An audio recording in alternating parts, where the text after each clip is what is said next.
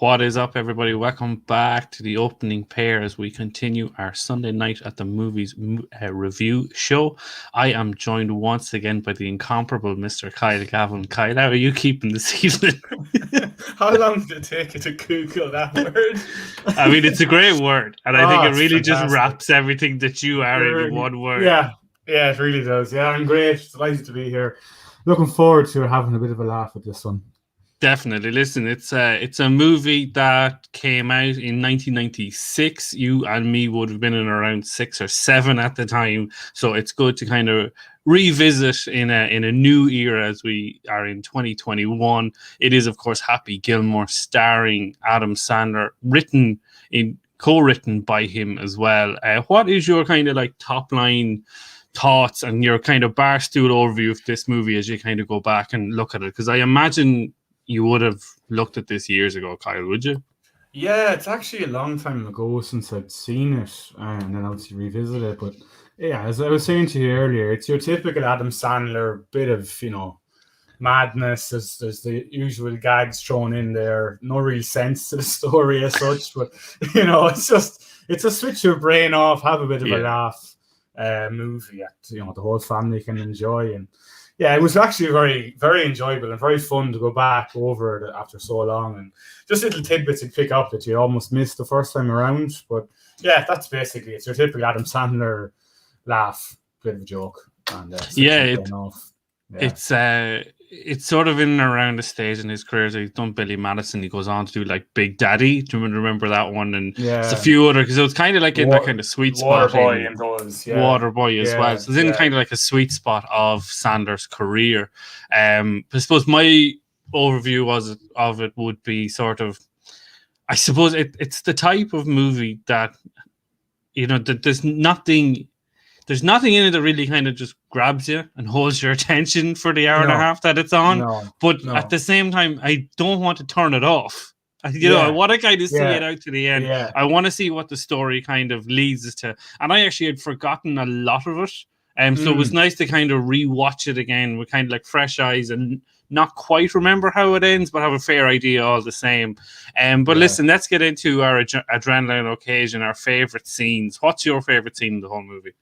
Yeah, like as you said, there's a lot of it. To me, it was just like a number of skits put together in a movie. It just kind of all ties together in the end. But like I was flicking through it, and it was so many different scenes you could have picked out. But like for me, it's the old grandma in the sweatshop nursing home moment, and the poor little dear is knitting away, and she says to Ben Stiller, the orderly nurse, as his role is in the movie, my finger hurts, and he goes, well, your back's gonna hurt because you just drew landscape duty. Like it's just arts and crafts has been extended by 4 hours. It literally sums up the ridiculousness of the film. And yeah, it's just as I said, Ben Stiller in it. I actually forgot he was in it, to be honest. But yeah, that scene just really just made me laugh out loud. But what about yourself? What was your favorite occasion or favorite movie moment? So many like little kind of nice scenes. So there's the one obviously in the icing rink with them, and then the guy is singing the song along with them. So there's that scene. Any scene with Carol Weathers is just hilarious in my eyes. I think the one when he passes and then they're at the funeral and he's saying goodbye to him and he started like shaking his hand and like fist bumping him. That's really funny. Like any of just the general sort of like when golf goes wrong scenes, it's quite funny. But if I had to nail to one, I think probably my favorite scene is near in the third act of the movie. There's kind of like a little montage as the guys are playing through the holes, and there's this real kind of like carnival atmosphere that Happy has brought to kind of like PGA golf. And there's like beach balls floating around on one of the holes, and Shooter McGavin is trying to like make a putt, and he just turns around and he goes, "This is golf! This is golf!"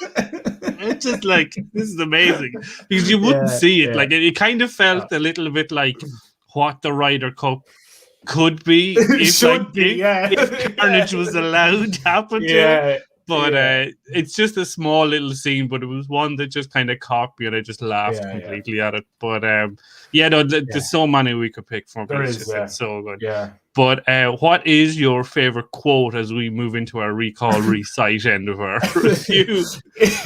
Again, like I'm just giggling to myself, thinking back. It's the same as that. There's so many. There's just so many. Like there was one scene with Happy, and he's like, Happy's learned how to putt," like, you know, with the big hockey stick thing, and it's just so ridiculous. But no, for me, I think we spoke on it earlier as well. It's like it's the obvious scene, but as we said before, sometimes the obvious answer is the correct answer. And it comes from an interaction between Shooter and Happy, and they're talking about playing against each other, and Happy's like, "I'm going to beat you," and Shooter just goes, "Beat me at golf? I beat pieces of shit like you for breakfast. I eat pieces of shit like you for breakfast." And Happy's like, "You eat pieces of shit for breakfast?" It's like, you know, like, but yeah, it's just that was one of many, one of many. Yeah, definitely. I think for myself, it is this is golf, because it's just the carnage of it all. It's just unbelievable. But like again, there's just so many throughout the whole thing. Like even when he like he has all the interaction with Bob Barker at the Pro-Am. That's so funny. The two guys getting into it. Like, I can't believe you're a professional golfer. But it's so much like carnage that kind of happens with the movie. But I think that I would have to say that This Is Golf is probably my favorite from Shooter McGavin. But in terms of who I relate to in the movie, in terms of my favorite character, it has to be Shooter McGavin. I just think he's amazing. I do like a good heel. I like a good villain in any sort of like way, shape, or form in these movies. He's just so dislikable throughout, but like you can't help but like him all the same. He's very, very memorable, to be fair. And even like pulling the dick move of buying the house. Buying the house, renting your man to put off Happy at one of the events, and then asking him to come back. Then when in the last act, when they're in between one of the rounds, he tries to copy Happy's drive to kind of see if that helps. Then there's the kind of the moments of like. On one of the tees, when Happy tees off, he turns around, like he fires the ball whatever 400 yards, and he goes, "You know what the worst thing is? You've been doing this your whole life, and you can't do this." And just like, I love Shooter McGavin. I can talk about him all day. But listen, who's yours? Mine actually, as I said, I spoke to him earlier, was Ben Stiller as the orderly nurse, and as I said, I actually genuinely forgot that he was in it. But like just before we came on, I found myself flicking through YouTube, and just all the scenes are just of him, and it was something similar to like you said. It's like he's the heel in the movie, but like he's the likable heel, and it's a role that Ben Stiller plays so well. Especially with the interactions with the old years, and there's one scene, and he's talking to Happy's grandmother, and she's like, "Would you mind getting me a glass of milk? It helps me sleep." "I get you a glass of shut the hell up." You know, and he had poured on to Happy as he had left how nice he was. He couldn't do enough for her. As soon as the door was closed, he just switches, to this really horrible guy. But yeah, for me, that was just, he was the standout character. I think he's not even really credited in the movie, which is. I believe his character's name was called Hal L or something like that. But that was a thing that they all had that like gang of them back then. There was like Ferrell, there was Sandler, there was Owen Wilson. All of them they all popped up into each other's movies. Like you think of like Zoolander, there's a load of them in that. Just so like if you kind of like look through their filmographies in kind of the 90s, they all kind of popped up in each other's. But it sort of wasn't surprising to see someone like that at that stage kind of pop in. But no, he's very memorable as well. The girlfriend played by Julie Bowen is quite good. Obviously, she kind of makes sure that Happy doesn't get kicked off the tour straight away.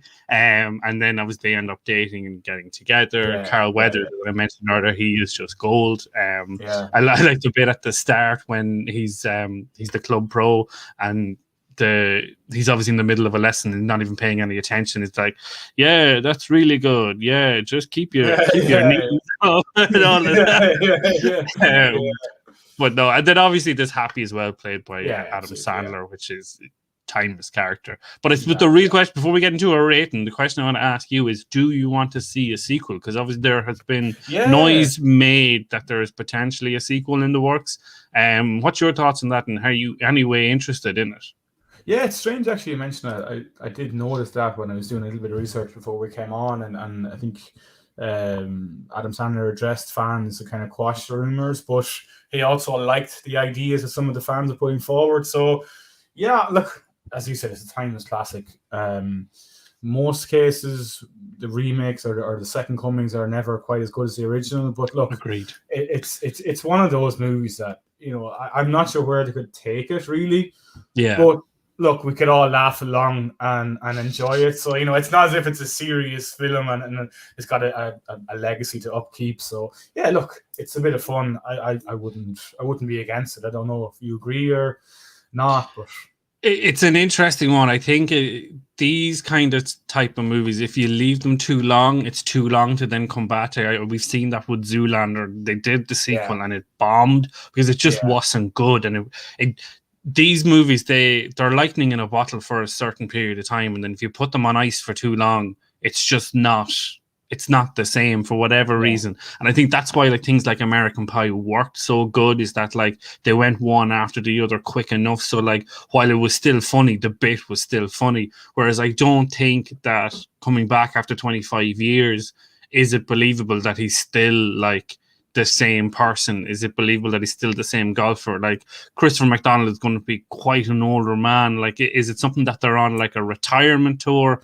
Like, or as a coach or something. I was thinking, there's just something in it. Like, I don't see, to your point, like I don't see where they could bring it that could hold the attention. But then to my point earlier, this isn't a movie that did hold attention for the 90 minutes that it was on. So like I would just be interested, is it like a direct to Netflix, like what a lot of Sandler's movies have been over the last couple of years, or does it like get the whole hog and goes kind of in cinemas and whatnot? But sure, listen, if it comes out and it hits a nice little release window, people will watch it. Absolutely. And if not, it'll end up Netflix, and we'll come back to it in 25 years time and review it again. We're still watching anyway. Yeah, exactly. But sure, listen, let's get into our ratings. Talk to me. Out of 10, what are you giving this and why? Yeah, like, look, as this walking on it, it's a typical Adam Sandler affair. It's you know, it's just a random number of sketches thrown together that somehow kind of makes a story at the end. I gave it a 6.5 out of 10. As I said, like it's a great film you just flick on whenever. If you're not feeling great humor and you're looking for a bit of a laugh, you just throw it on in the background. You can come and go and get a drink, come back, and just still pick up the story where it's left off. So yeah, for me it was a 6.5 out of 10. But what about yourself? I see that you're going down the road of your decimal points now. I know we spoke last time. You weren't a fan of the decimal points, so I'm just gonna note that, Kyle, just for future. I'll go a slightly bit higher than you. I'll go with a 7. I think it's a middle of the road comedy. I think for its time it was really, really good. It's very hard, I think, coming back 25 years afterwards, like do the jokes still hold up? For the most part, they do. But I think the idea that like golf is funny kind of gets a bit old, but then obviously then you sprinkle in that this is golf moment, and then it kind of brings back the humor. So I'm going to go with a 7. I think Sandler's solid in the role. I think Christopher McDonald is really, really good, and Carl Weathers adds a lot also. And listen, sure, let's see what happens in the future. If they do a second one, all well and good, and if not, we'll always have this. It's 90 minutes. It's tight from start to finish. And listen, you can turn it on, walk away, come back. You haven't missed much, and still see it out and get a few laughs. Exactly. But I think that's going to wrap up our quick fire review of the 1996 movie Happy Gilmore. Kyle, let the people know where they can find us if they care so much about hearing more from us. Yeah, on all the social medias, as we say.